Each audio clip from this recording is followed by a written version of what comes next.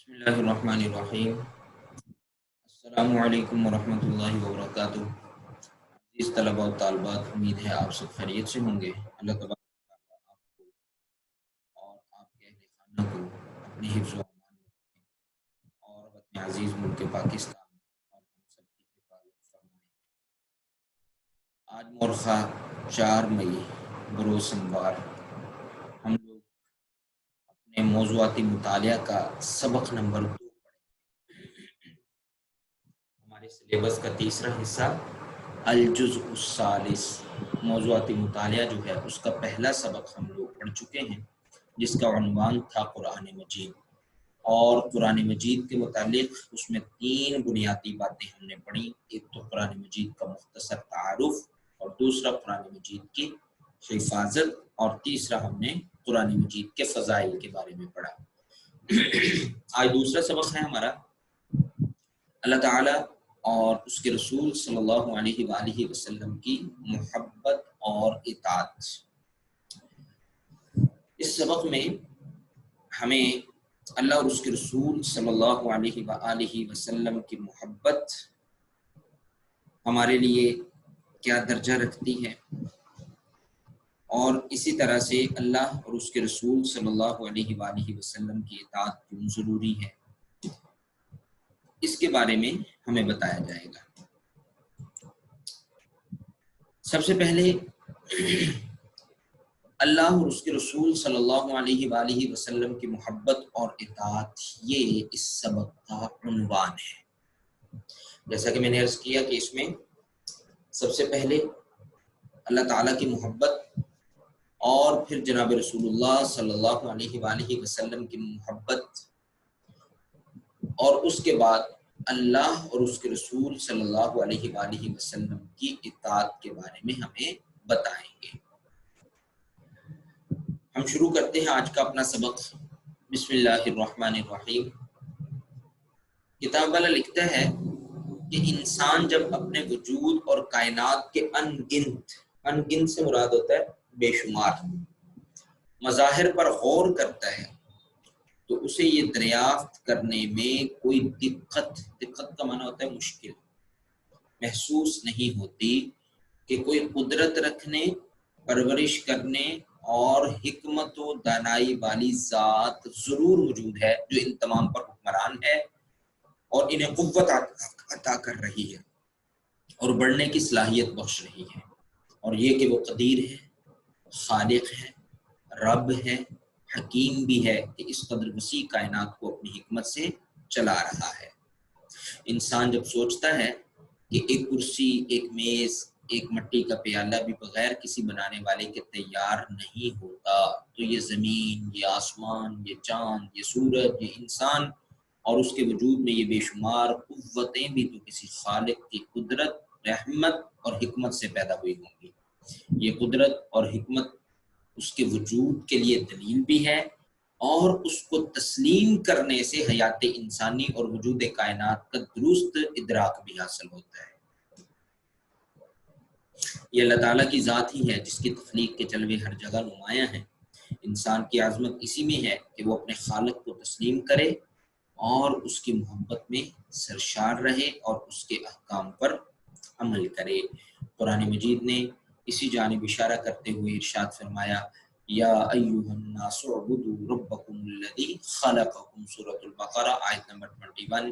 اللہ فرماتے ہیں لوگوں، اپنے اس رب کی عبادت کرو جس نے تم کو پیدا کیا۔ اس پیراگراف کی ہم نے ریڈنگ کی، اس کا اب معنی سمجھ لیجئے۔ اللہ تعالیٰ نے انسان کو عقل دی، شعور دیا۔ انسان جب اپنے وجود اور کائنات کے انگنت مظاہر پر غور کرتا ہے، بے شمار مظاہر پر غور کرتا ہے، انسان صرف اپنے وجود پر ہی غور کر لے تو اسے یہ دریافت کرنے میں کوئی دقت محسوس نہیں ہوگی، کوئی مشکل نہیں ہوگی۔ کیا مشکل محسوس نہیں ہوگی؟ مشکل یہ محسوس نہیں ہوگی کہ کوئی قدرت رکھنے، پرورش کرنے اور حکمت و دانائی والی ذات ضرور موجود ہے جو اس کائنات کو پیدا کرنے والی ہے، اسے چلانے والی ہے، اسے بڑھنے کی صلاحیت بخشنے والی ہے، اور اس کائنات کے مربوط اور منظم نظام کو اپنی حکمت کے ساتھ اور قدرت کے ساتھ اور رحمت کے ساتھ چلا رہی ہے۔ کوئی نہ کوئی تو ہے، نہ یہ کائنات خود بنی ہے، نہ یہ کائنات خود قائم ہے، اور نہ ہی یہ کائنات خود چل رہی ہے۔ کائنات کے ایک ایک ذرے پہ اللہ تعالیٰ کی تخلیق کے جلوے نمایاں ہیں۔ کائنات کے ایک ایک ذرے پہ اگر غور کیا جائے تو وہ اس بات کی گواہی دیتا ہے کہ اسے پیدا کرنے والا کون ہے؟ اللہ تعالیٰ، کیونکہ اللہ تعالیٰ کے سوا یہ کام کوئی کر نہیں سکتا۔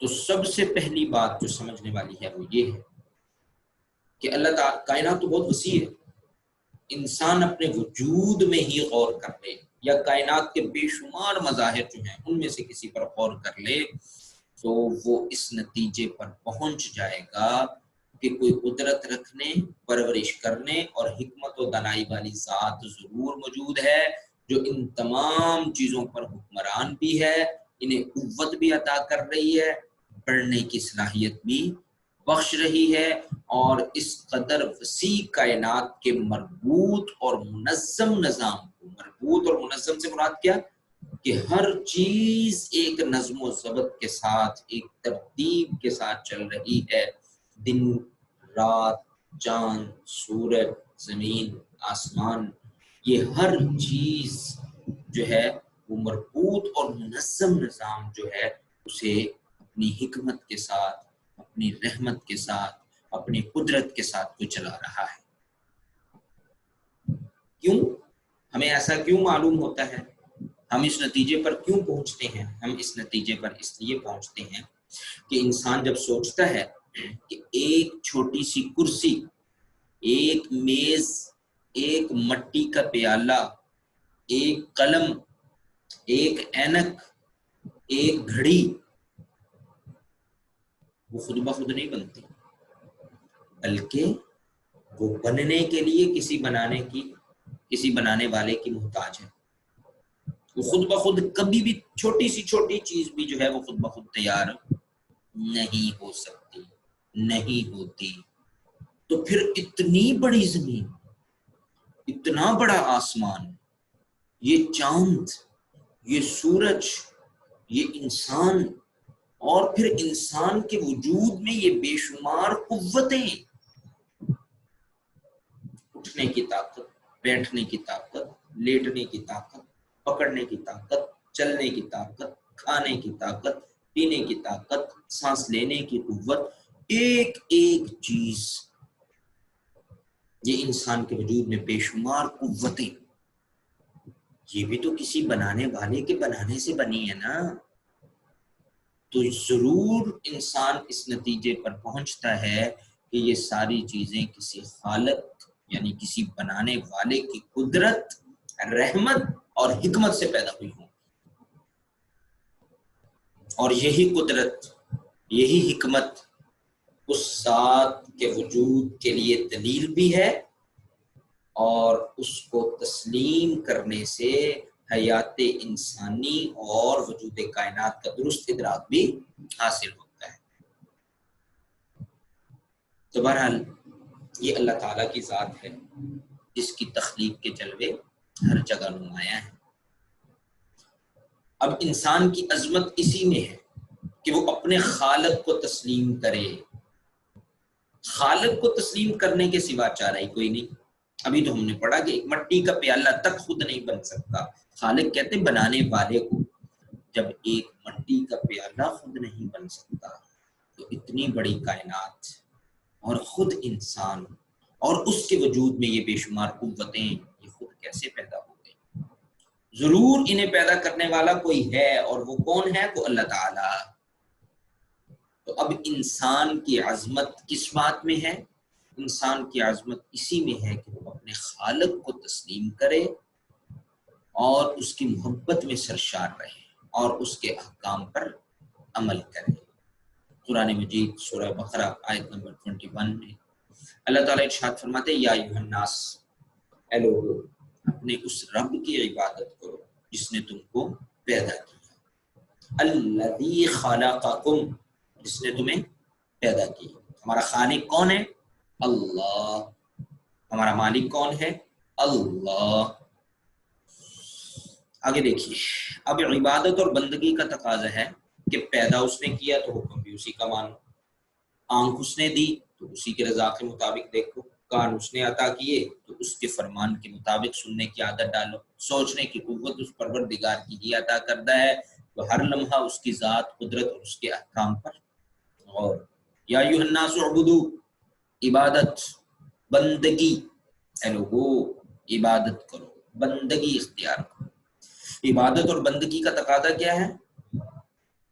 دیکھیں، اللہ تعالیٰ ہمارا خالق ہے اور خالق نے ہمیں جس مقصد کے لیے تخلیق کیا ہے ضروری ہے کہ ہم اس کا حکم مان لیں۔ آنکھ اس نے دی ہے تو اس کی رضا کے مطابق دیکھو، کان اس نے دیے تو اس کے فرمان کے مطابق سننے کی عادت ڈالو، سوچنے کی قوت اس پروردگار نے عطا کی ہے، ہر لمحہ اس کی ذات، ہر لمحہ اس کی ذات، قدرت اور اس کے احکام پر غور کرو۔ اس کو آگے ایک مثال کے ساتھ سمجھاتے ہیں۔ کہتا ہے کہ سوچ کا یہ درست زاویہ محبت الہی کی دعوت دیتا ہے کہ کسی کا ایک معمولی حسن سلوک ساری عمر کی احسان مندی کا باعث بنتا ہے، تو جو زندگی بخشتا ہے اس کے لیے ساری عمر محبت کے جذبے پر بال کیوں نہ چڑھے۔ اسی لیے فرمایا والذین آمنوا اشد حبا للہ، آیت نمبر 165 سورہ بقرہ میں اللہ تعالیٰ ارشاد فرماتے ہیں جو لوگ ایمان لائے وہ اللہ تعالیٰ سے بہت محبت کرنے والے ہیں۔ مثال کیا دی؟ مثال یہ دی کہ دیکھیں، اگر کوئی شخص کسی پر ایک معمولی سا کوئی حسن سلوک کر دیتا ہے، مثلا وہ ضرورت کے وقت اس کے کام آ جاتا ہے، مشکل وقت میں اس کے کام آ جاتا ہے، اس کی مدد کر دیتا ہے، تو انسان ساری زندگی اس کا احسان مند رہتا ہے۔ کیوں؟ کہ اس نے فلاں مشکل وقت کے اندر میری مدد کی تھی، فلاں ضرورت کے وقت یہ میرے کام آیا تھا، تو ساری زندگی انسان اس کا احسان مند رہتا ہے اپنے محسن کا۔ تو دیکھیں، جب کسی کا ایک معمولی سا حسن سلوک ہمارے لیے ساری عمر کی احسان مندی کا باعث بنتا ہے، تو جو اللہ ہمیں زندگی بخشتا ہے، صرف زندگی ہی نہیں بخشتا بلکہ اس نے ہمیں زندگی گزارنے کی جو نعمتیں اور جو ہماری ضروریات تھیں وہ جس انداز سے پورے فرمائی، قربان جاؤں اس خالق اور مالک کے کہ جس نے ہمیں صرف پیدا ہی نہیں کیا بلکہ پیدا کرنے کے بعد ہماری ضروریات کو بھی پورا فرمایا، اور ہمیں زندہ رہنے کے لیے جن چیزوں کی ضرورت تھی ان چیزوں کو بھی پیدا فرمایا۔ تو جو اتنا بڑا خالق ہے، جو اتنا بڑا مالک ہے، جس کے اتنے احسانات ہیں کہ اگر ہم صرف ان کے احسانات کو گننا چاہیں تو ہم اللہ تعالیٰ کے احسانات کو گن نہیں سکتے، شمار نہیں کر سکتے۔ تو جو زندگی بخشتا ہے اور زندگی گزارنے کی جتنی بھی نعمتیں ہیں وہ ساری عطا کرتا ہے، تو اس کے لیے پھر ساری عمر محبت کے جذبے پر بال کیوں نہیں چڑھنے چاہیے۔ تو یہ ایک چھوٹی سی مثال تھی کہ انسان کے لیے کسی کا ایک معمولی سا حسن سلوک ساری عمر کی احسان مندی کا باعث بنتا ہے، تو پھر سوال یہ ہے کہ جو اللہ تعالیٰ ہمیں زندگی بخشتا ہے اس کے لیے ہمارے دلوں میں محبت کیوں نہیں ہونی چاہیے۔